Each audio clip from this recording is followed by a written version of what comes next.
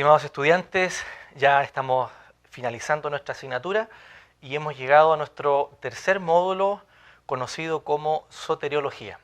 Sean todos bienvenidos y espero que en el desarrollo de la asignatura vayamos siendo capaces de ir relacionando los conceptos e ideas que hemos visto en las otras áreas del pensamiento teológico.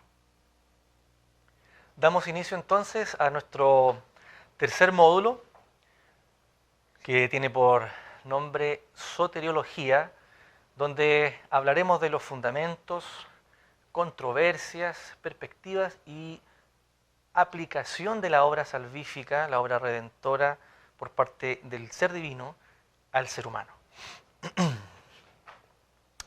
Muy bien, nuestros objetivos serán identificar y comparar las diferentes perspectivas de las interpretaciones soteriológicas. Buscaremos hacer este esfuerzo también de conocer y describir la soteriología reformada. Al final de nuestro módulo esperamos que los estudiantes puedan conocer, que puedan aplicar, que puedan relacionar los conceptos fundamentales de la soteriología con las demás áreas del pensamiento teológico. Los contenidos de este tercer módulo serán entonces ver los aspectos que producen diferencias en las interpretaciones de la soteriología. Hablaremos ahí de la dimensión temporal, de la naturaleza, del medio, de la dirección, de la extensión de la salvación y objetivos de esta. Analizaremos también la idea predominante de salvación en la Reforma y Martín Lutero, la idea que Martín Lutero tenía especialmente sobre la salvación. Veremos también qué es o cuáles son los cánones de Dort. Ahí hablaremos de el calvinismo y el arminianismo, regeneración y llamamiento eficaz en cuarto lugar, conversión, fe y justificación, santificación y perseverancia de los santos. Esto desde el punto 4 al 6 como un orden de la aplicación de la obra salvífica en el ser humano, conocido también como Ordo Salutis. Y séptimo lugar, interpretaciones soteriológicas actuales. Veremos la teología de la liberación, la teología existencial, la teología secular, teología católica romana, pero contemporánea, y la teología evangélica finalmente. Comenzamos entonces revisando los aspectos que producen diferencias en las interpretaciones soteriológicas. Es bueno señalar aquí que el pensamiento teológico de la cristiandad afirma la existencia de un ser supremo que, a diferencia de otras ideas de lo divino presentes en la historia de la humanidad, se presenta en tres personas. Y además es creador de la vida, fuente de la vida, es soberano, trascendente, inalcanzable. Y en este sentido es muy importante que toda nuestra base soteriológica pueda tener como fundamento el ser de Dios y al mismo tiempo los aspectos de la naturaleza humana. Entonces, siguiendo el razonamiento del pensamiento teológico de la cristiandad, reparamos que esta vida, tal como la conocemos, no es el propósito final de la creación del ser divino, es decir, el plan de Dios para la vida humana es donarle un estado de plenitud permanente al ser humano, que tuvo y que perdió en un principio, después de la caída, pero que es posible restablecer mediante la aplicación de esta obra redentora realizada en Jesucristo, la que será consumada finalmente en su segunda venida. Identificamos aquí entonces algunos aspectos que producen estas diferencias. Primero notamos la dimensión de la temporalidad. Aquí se nos explica Erickson hace un trabajo, Millar Erickson, en su teología sistemática, donde nos habla que a pesar de que algunos creyentes eh, em, hay diferencias en cómo se observa el tiempo en que se aplica, mejor dicho, la salvación propiamente tal. Para algunos creyentes la salvación es algo que ocurrió ya en el pasado, completa. Para otros es algo que está ocurriendo de manera permanente y para otros es algo que se realizará o será consumada finalmente en el futuro. Si la salvación ocurre solo al inicio, ¿por qué entonces los creyentes no han sido glorificados semejantes a los ángeles, tal como la Escritura lo señala? ¿Y por qué siguen muriendo físicamente? ¿Y por qué siguen también realizando acciones contrarias a la ley de Dios?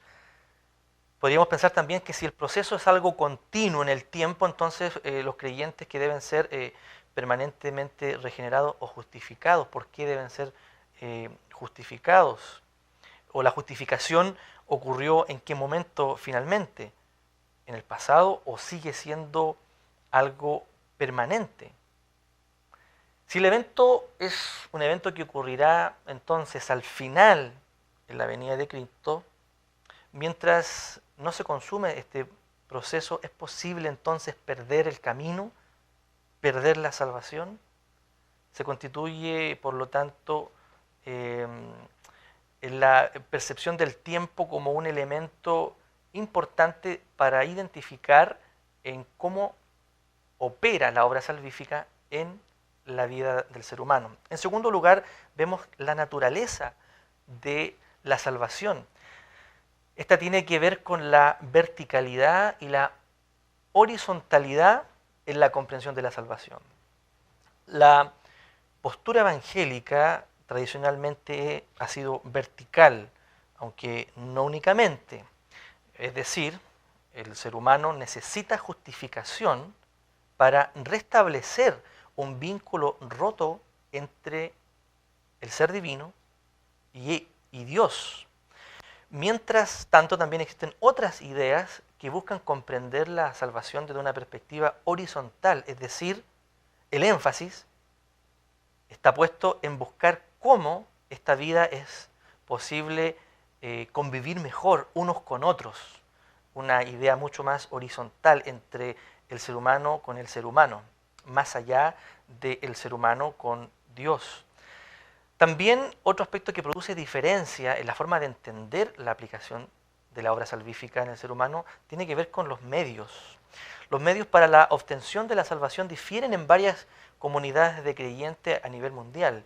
Para algunos los medios físicos son suficientes, es decir, aquí tenemos a los católicos romanos, por ejemplo, ellos consideran que no se necesita más que los sacramentos, esa es una perspectiva, digamos, tradicional de la idea católica romana al respecto. Los sacramentos serían suficientes entonces para operar la salvación en la vida de las personas. Así también los liberales consideran que sus buenas obras sociales o rectificaciones morales son finalmente suficientes, serían el medio para alcanzar esta salvación. La postura encontrada en la teología evangélica alude solo a la fe como medio donado por Dios, un medio donado por Dios para alcanzar la salvación, la cual opera de manera también externa. Otro aspecto es la dirección. El cuestionamiento que surge aquí es saber si Dios actúa salvando individuos para luego transformar la sociedad o si Dios actúa primero rescatando o cambiando la esfera social, transformando el ambiente para luego influir en el individuo, que es primero, desde el individuo a la sociedad o de la sociedad al individuo. Y vemos también la extensión. Este es un punto bastante controversial. Aquí se nos presenta quizás una de las mayores dificultades respecto a esta materia, en el sentido que muchos interpretan que Dios salvará de forma particular, o conocido como particularismo. Es decir, algunos humanos de todos los tiempos, de toda la historia, serán escogidos y salvos, solo algunos humanos. Mientras que de manera totalmente opuesta, muchos señalan que la salvación es algo que será universal y finalmente todos los seres humanos de alguna u otra medida alcanzarán la salvación. Por otro lado, vemos que los objetivos de la salvación consideran que el ser humano busca salvación solamente en relación a la naturaleza, a los animales, al planeta. No solamente Dios busca salvar al ser humano, sino que también incorpora todos estos elementos de la naturaleza en el proceso de salvación que Él está aplicando. En este sentido llegan algunos, ¿cierto?, a la convicción que esto de la salvación, esto de restituir el vínculo del ser humano con Dios es una cuestión y un asunto cósmico. Dios estaría interesado por salvar y redimir la creación completa y no solamente al individuo, al ser humano como tal. Solo el estudio profundo, digamos, de cada una de estas materias nos pueden a nosotros dar una perspectiva saludable y concordante con las escrituras judeocristianas. Pero estos son los aspectos a grandes rasgos que producen diferencias en las interpretaciones de la soteriología y ustedes pueden encontrarlo en el estudio del libro de Millar Erickson y otros recomendados en la bibliografía del programa. Veamos bien entonces ahora qué ocurría con Lutero y el concepto de la salvación en la Reforma. Antes de la Reforma, ¿no?, del siglo XVI, de la Reforma protestante, el monopolio de la fe cristiana en Occidente y especialmente lo relacionado con la salvación estaba en la Iglesia romana. La adoración a las reliquias y la venta de indulgencias, entre otras cosas, dieron pie para que desde el interior de la Iglesia, en aquella época surgieran algunas voces disidentes. Nos encontramos, por ejemplo, con Juan Hus, décadas, más o menos 100 años antes de Lutero, refiriéndose a esta materia. Lo más importante de esto, por lo que significó la intervención en este caso ahora de Martín Lutero en la cristiandad occidental, tiene que ver con sus tesis, sus debates y publicaciones. Lo que avivó finalmente el ambiente para dar lugar a esta reforma sobre, o que tenía como gran elemento central, la soteriología. Para Lutero la salvación era un hecho que tenía lugar solamente en la gracia de Dios, no en las obras humanas. Y si nosotros vemos, por ejemplo, en el caso de la iglesia antes de Lutero, todo se controlaba a partir de la iglesia dominante y las indulgencias eran suficientes, ¿no?, para la obra salvífica, los sacramentos también. El tema de las reliquias tiene más bien que ver con la forma en que las personas entendían la fe y cómo ellos conservaban algunos elementos que finalmente terminaban también siendo venerados o adorados. Como consecuencia, durante y posterior a la Reforma, el énfasis teológico se volcó principalmente en definir y unificar este criterio de la salvación. Y vemos que después de Lutero nos aparecen lo que se conoce como las 5 solas de la Reforma, partiendo por la idea de una sola escritura. Es decir, que la única fuente de autoridad de donde la Iglesia puede construir su base doctrinal son las escrituras judeocristianas, la Biblia. Y ahí, y solamente ahí, y desde ahí se puede entender la salvación o la aplicación de la obra salvífica para el ser humano. Desde ahí sigue como consecuencia que es solo por fe Es decir, que la salvación no se recibe o no se recibe por otro medio que no sea la fe donada por Dios. No es posible las buenas obras. Las buenas obras aquí no hacen parte para buscar o tratar de conseguir la salvación. Al mismo tiempo, se entiende que esto es un acto de la voluntad de Dios soberana donado al ser humano, es decir, es solo por gracia. Es algo que Dios da sin que el ser humano lo merezca, es un favor inmerecido y no hay méritos para poder obtenerla. Y solo Cristo es el único que puede justificar a los seres humanos ante Dios. Por lo tanto, no hay salvación tampoco fuera de Cristo. Lo que finalmente redunda en solo la gloria de Dios. Notemos que si el ser humano fuera capaz de conseguir una justificación delante de Dios por sí mismo, entonces tendría un elemento para llegar delante de Dios y decir, bueno, tal vez tú, Dios, operaste en esto de la salvación un 90% del trabajo, pero ese 10% lo puse yo. Eso no existe en el pensamiento reformado posterior a Lutero. Como consecuencia, el concepto de salvación en la Reforma Protestante y en aquellas iglesias que aluden a la Reforma y hunden sus raíces en ella, se fundamenta solo a partir de las escrituras judeo-cristianas y queda excluido, por lo tanto, otros medios externos como sacramento y buenas obras.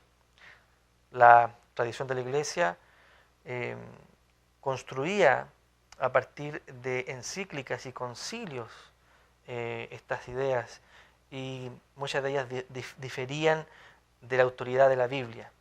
Fuera de Cristo no es posible encontrar justificación. Esta es la idea central tanto de Martín Lutero y de la Reforma propiamente tal.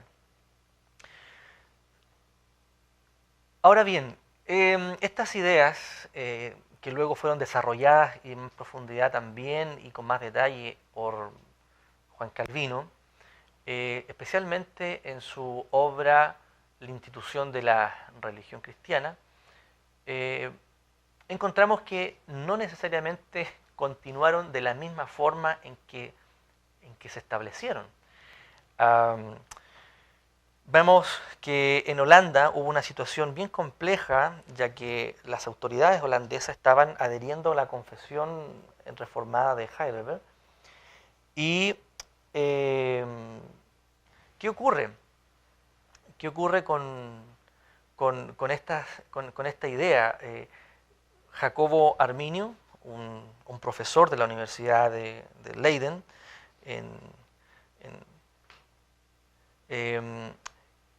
comienza a elaborar una perspectiva distinta respecto de la soteriología, que pretende presentar finalmente. Sin embargo, él muere, él fallece, y sus discípulos sintetizan en 5 puntos que podemos ver nosotros reflejados ahí en la lámina. Ellos presentan esta idea de Jacobo Arminio de la siguiente manera, señalando primero que el ser humano tiene una depravación parcial. Y aquí es importante comenzar a hacer este relacionamiento que yo les mencionaba con, por ejemplo, la antropología teológica. La caída para Jacobo Arminio, por ende para los discípulos de él que presentaron esto frente a este concilio en Dordrecht, esta ciudad holandesa, que representaba a las iglesias reformadas de la época, por lo tanto tenía un carácter mundial este concilio, señaló entonces que la depravación total, mejor dicho, esta depravación del ser humano, es una depravación parcial. La caída no habría afectado a todas las facultades humanas, quedando entonces una posibilidad de escoger ser salvos o no. Aquí se entiende que existe, aún en el ser humano después de la caída, un libre albedrío. En segundo lugar, vemos que ellos plantean la idea de una elección condicional. Dios elegiría quienes serían salvos mediante una condición, y aquí la condición es la fe.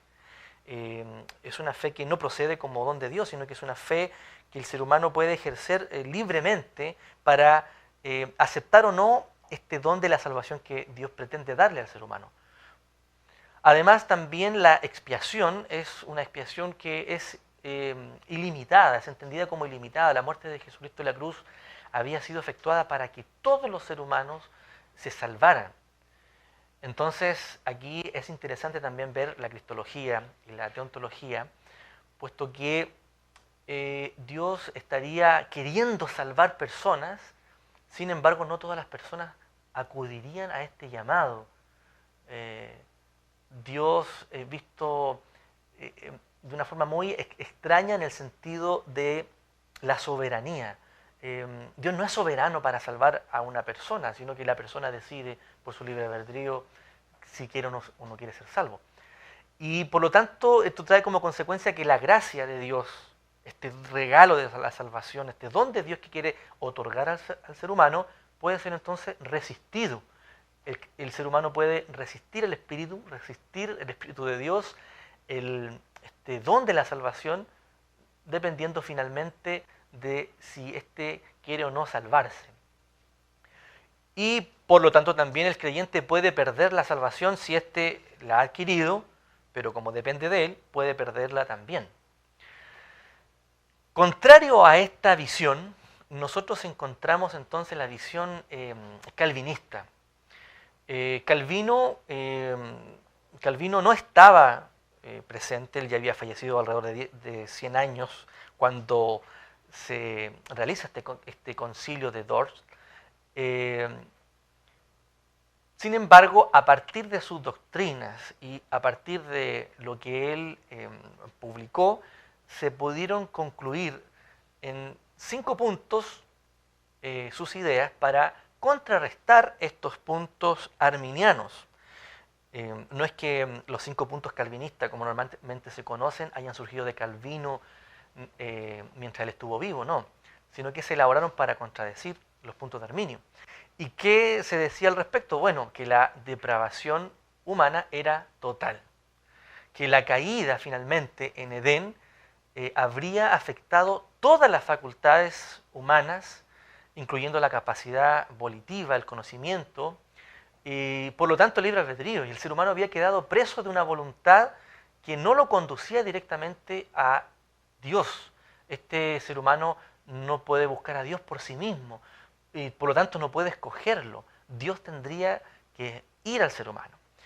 Y en este mismo contexto y siguiendo esta lógica de pensamiento, por lo tanto la elección del ser humano es incondicional. Dios no elegiría al ser humano buscando en él una condición o una cualidad puntual, especial. Dios lo elegiría simplemente por su voluntad, por su soberanía. No hay una condición humana que permita generar que Dios pueda decir, bueno, este ser humano es un poco mejor que este otro, entonces yo lo voy a escoger. No existe ninguna condición. Él elige incondicionalmente. La fe sería un don en este caso. La expiación, por lo tanto, es limitada, es decir, que la muerte de Jesucristo en la cruz habría sido efectuada solo para los que Él había predestinado o escogido, los que serían llamados al Evangelio, y por lo tanto, como consecuencia, esta gracia de Dios sería irresistible. El ser humano no sería capaz de resistir al Espíritu Santo y el don de la salvación, puesto que esta salvación ya no depende de Él, sino que depende de la voluntad de Dios aplicada en la vida de la persona. Y al mismo tiempo la perseverancia de los santos, el hecho de que el ser humano continúe bajo esta gracia, no dependería de él finalmente, sino de Dios y de la fidelidad de Dios y de la perseverancia más bien de Dios sobre sus escogidos. Vemos entonces que son dos posturas completamente distintas. Por otra parte, pese a que el arminianismo fue condenado por el sínodo de Dort, muchas iglesias posteriormente asumieron esta fórmula, en mayor grado las iglesias evangélicas de origen metodista y sus derivadas, hasta nuestros días incluso. En la actualidad estas conforman, podríamos decir, un abundante número de creyentes, tanto en la región y también en nuestro país. Algunas de estas ideas están presentes en nuestra sociedad chilena, plantean al creyente de una forma distinta, obviamente, que aquel creyente que tiene una idea calvinista de la salvación. Esto influye finalmente en la forma en que realiza la misión, etc. Al mismo tiempo, las ideas calvinistas, algunas ideas calvinistas, posteriormente, prescindiendo del texto bíblico y basadas solamente en la lógica, también tomaron una forma, podríamos decir, desfigurada de la idea principal y derivó finalmente en creencias, por ejemplo, como que Dios sería activo en salvar a los creyentes, pero también sería muy activo en no permitir que los no creyentes no se salven. Y llegando a una conclusión, a partir de la pura lógica, que existe una especie de doble predestinación, lo que no se afirma en el texto bíblico. Estas son cosas interesantes de poder examinar cuando intentamos indagar más respecto de cómo se entiende la salvación desde estas dos posturas. Han existido maneras también de tratar de conciliarlas, sin embargo, siendo honestos con los planteamientos, ellas son totalmente opuestas. Y si uno en algún caso podría ser arminiano, finalmente se opone a los otros puntos, por ejemplo, calvinistas. O se es arminiano o se es calvinista. En realidad esa es la idea que uno podría afirmar. Muy bien, veamos ahora un orden respecto de la salvación.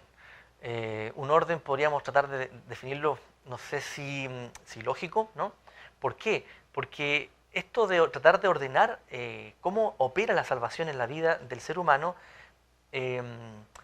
no es posible pensar que el orden es tan objetivo. Muchas de las cosas que van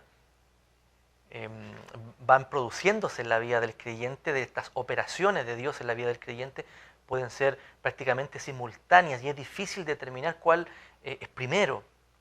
Pero la mayoría han convenido de que, desde la postura reformada por supuesto, que la regeneración es el primer punto de partida. Esto significa que los actos redentivos de Dios, en los que el ser humano no coopera y en los que la redención sobresale primordialmente como una obra de Dios. La regeneración sería la implantación de la vida en un ser humano, como preparar un terreno. El ser humano estaría quedando en una condición de capaz ahora de poder recibir un mensaje. Dios intervendría de manera soberana en la vida del ser humano y lo haría capaz de comprender el mensaje de salvación. Entonces, primero es un acto de regeneración, una implantación de la vida en el corazón del ser humano. Por eso el llamamiento finalmente termina siendo eficaz, y es eficaz para los escogidos, no para todo el mundo, pese a que el mandato es anunciar a todo el mundo esta salvación, pero los escogidos se hace eficaz porque han sido previamente regenerados.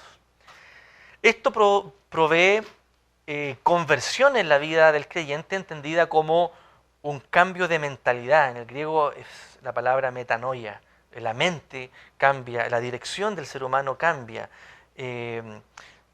Finalmente, esto produce al mismo tiempo una confianza en la obra salvífica, una confianza en los actos redentivos de Cristo realizados en la cruz, conocida, ¿cierto?, como una fe, pero es una fe salvífica y es una fe también donada por Dios, no es una fe natural, pero que permite apropiarse de lo que Dios en su Hijo hizo para salvar, rescatar al ser humano y restituir esta comunión rota desde el principio.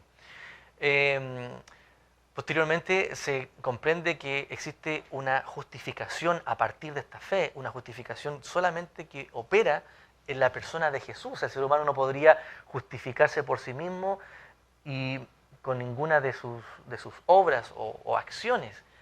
Solo la obra redentora de Jesucristo sería quien justifica al ser humano delante de Dios. Se sigue entonces con un proceso del creyente conocido como santificación. Aquí es muy importante señalar que para la salvación como tal, el ser humano, desde la perspectiva reformada, no tiene ninguna participación. Es Dios quien de forma soberana elige, llama, regenera, ¿cierto? Y aplica esto en la vida del ser humano. Sin embargo, una vez que éste ya ha sido regenerado, ya se le ha implantado la vida, ya posee fe, comienza a vivir un proceso de santificación y en este proceso el creyente sí puede aportar. Y aquí podemos notar que esto es efectivo a través de las constantes exhortaciones de los apóstoles a las iglesias de la época, llamando a vivir una vida que se condiga con el Evangelio o esta noticia que ellos han recibido de ser salvos. Entonces el texto, por ejemplo, que conocemos como Apocalipsis, en Apocalipsis, donde se señala a Jesucristo diciendo: aquí yo estoy a la puerta y llamo, ocupado muchas veces para llamar a la conversión, ¿no?, de incrédulos, estaría muy mal aplicado, muy mal interpretado, pues que es un texto que está siendo dirigido a la iglesia, a personas ya convertidos. Por lo tanto, no está llamando a la salvación ni a la conversión, está llamando a la comunión. Estas ideas son importantes de poder examinar para tener una comprensión más holística, más completa de cómo opera la salvación en la vida del creyente, y distinguiendo, por un lado, la salvación como tal, donde el creyente no tiene participación, y por otro lado, la comunión con Dios, donde sí el creyente tiene participación. Finalmente, la perseverancia del creyente en la vida, esta nueva vida que comienza a vivir, conocida como perseverancia de los santos. Varios teólogos ya han rectificado, entre comillas, ¿no?, o vuelto a explicar esta idea, porque no se entiende muy bien con esto de perseverancia de los santos, llegando a la conclusión de que finalmente es Dios quien persevera sobre sus santos, o es Dios quien permite que los santos puedan perseverar en base a la fidelidad de Dios, no a la fidelidad del creyente o del ser humano propiamente tal, que es permanentemente infiel y se equivoca constantemente. Pero Dios, en su fidelidad, permite que el ser humano no caiga hasta el final. Muy bien. Si pudiéramos resumir entonces este ordo salutis o orden de la salvación, diríamos en primer lugar que existe la regeneración, luego un llamamiento eficaz, posteriormente una conversión, luego aparece la fe. Esto nos lleva a una justificación por la obra de redentora de Jesucristo, una vida de santificación hasta la muerte y una perseverancia de los santos. Y veamos ahora algunas interpretaciones, ¿no?, interpretaciones soteriológicas actuales. Aquí vamos a detenernos un poco para poder ver qué se nos dice al respecto. Esta idea que ya hemos estado revisando acerca de la soteriología, y fundamentalmente la soteriología reformada, cómo se comprende esta aplicación de la obra salvífica a partir de la visión reformada, fundamentada, ¿cierto?, en Calvino, Lutero y los textos de las escrituras judeocristianas, no es algo que es natural a todas las comunidades de creyentes. Podemos ver aquí, por ejemplo, que existen algunas teologías de la liberación, donde el énfasis central está en la salvación o la liberación de comunidades sociales, de condiciones, sociales que son adversas y que son también injustas para el desarrollo de la humanidad, bajo la sensación que se tiene de que la Biblia se identifica con los oprimidos, o sea, lo que Dios espera hacer en la vida de la persona o la salvación que Dios quiere otorgar al ser humano es una salvación que tiene que ver con liberar al ser humano de una condición social muy negativa. Esto está presente en la teología de la liberación. También encontramos la teología existencial. Aquí vemos a Bullman, que Bullman concluyó que la Biblia no es una fuente de conocimiento objetivo, esto en base a la filosofía existencialista. La Biblia no es una fuente de conocimiento objetivo que permita entonces construir datos, información para la afirmación de las ideas salvíficas presentes en ella, y por lo tanto el carácter digamos, trascendente de la salvación no estaría presente. Son solo entonces afirmaciones que deben ser interpretadas a modo que ayuden al creyente a tener una mejor vida, pero en esta existencia, porque más allá de esta existencia no existe otra.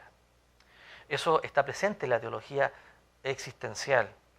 En la teología secular vemos que lo que hay que hacer es celebrar que la humanidad se haya emancipado de Dios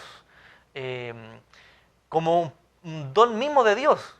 Es decir, que la religión sirvió como un mecanismo para que el ser humano pudiera entender cómo debe comportarse, cómo debe vivir, pero una vez que ya lo entiende, ya no necesita a Dios. El ser humano puede prescindir de la religión misma y de Dios como tal. Debemos entonces ayudarles a entender que no existen o que no necesitan convertirse las personas, que no necesitan haber nuevos cristianos, porque ya todos serían cristianos una vez que hayan asumido una forma diferente de vivir en sociedad. Que al mismo tiempo también podemos nosotros observar que la ciencia, el desarrollo de la ciencia ha dado una serie de beneficios a la humanidad, se ha ido eliminando cada vez más la pobreza, por lo tanto, Dios no es necesario ya y seguir pensando en la salvación en base a ideas bíblicas ya no tiene finalmente sentido. ¿Qué piensan los católicos romanos ahora actuales sobre la salvación? Bueno, ellos creen que la salvación es una posibilidad que está abierta a todos y a aquellos que no pertenecen tampoco a la iglesia visible. Entendemos que la iglesia visible es la institución como tal. Si no pertenece, o sea, si no es católico romano, no es comulgante, no importa, está la salvación abierta a todos. Y quizás alguien que no afirme en absoluto incluso ser cristiano puede ser receptor de esta gracia. Las religiones o las otras religiones también podrían ser un medio para alcanzar esta salvación. La gracia de Dios estaría presente en todos los seres humanos. Entonces, la salvación es algo que está abierto. Además, el entendimiento actual, ¿cierto?, incluye dimensiones que normalmente se han asociado al protestantismo. Esto de la iglesia visible e invisible es una idea muy protestante, pero los católicos la han tomado y la han interpretado de otra manera. Cuando ellos ven, por ejemplo, otras religiones, lo que hay que hacer entonces es potenciarlas en cuanto a los valores que ellas transmiten. Y que el cristianismo es tan válido como otras ideas de salvación pueden existir en otros contextos, en otras culturas. Contrario a eso, la teología evangélica parte de la base que el ser humano se encuentra en un estado de enemistad con Dios. Esto a causa, ¿cierto?, de la caída. Por lo tanto, no hay una relación rota o mejor dicho, hay una relación rota que debe restaurarse, restituirse.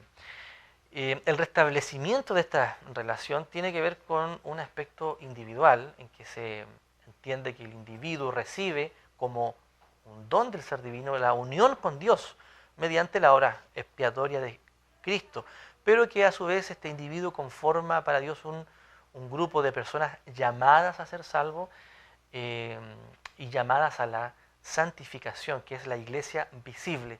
Tenemos una idea entonces de iglesia invisible también, donde se comprende que son todos aquellos escogidos por Dios desde el principio de la humanidad hasta nuestros tiempos, y una iglesia visible que serían las comunidades de creyentes. Pero esta idea, digamos, salvífica se fundamenta principalmente en que hay una relación que está rota entre el ser humano y Dios, que debe ser restituida, y el ser humano debe ser salvo finalmente de este juicio contrario en el día final. Muy bien, estimados estudiantes, podemos ver entonces que hemos buscado identificar, ¿cierto?, y comparar las diferentes o las diferencias existentes en las interpretaciones soteriológicas. Hemos conocido y descrito la soteriología reformada y como resultado entonces hemos contribuido también a la explicación y relacionamientos de los distintos conceptos fundamentales de la soteriología con las demás áreas del pensamiento teológico. En este sentido, vemos que va a ser muy fundamental para comprender la soteriología tener una idea muy clara de la teontología, una idea muy clara de la cristología, cómo opera la obra de salvación en la persona de Cristo, y una idea también muy clara de la antropología teológica, cómo está el ser humano en su condición natural frente a Dios. En base a esas ideas podemos nosotros construir ahora concatenadamente nuestras apreciaciones respecto de la soteriología.